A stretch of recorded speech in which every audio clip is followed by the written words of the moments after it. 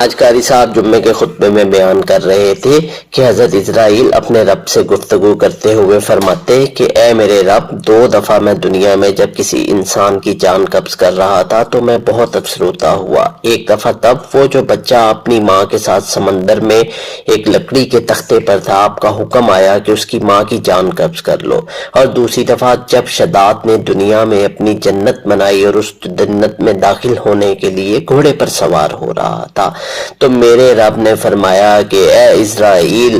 تیرا دل 2 دفعہ ایک ہی انسان کے لیے کیسے افسردہ ہو سکتا ہے؟ وہ بچہ جس کو ہم نے بچایا تھا وہ شداد بنا بڑے ہو کے، جس نے اللہ کی حاکمیت کو دنیا میں چیلنج کیا، اور پھر میرے سونے رب نے اس کو رہتی دنیا تک کے لیے نشان عبرت بنا دیا۔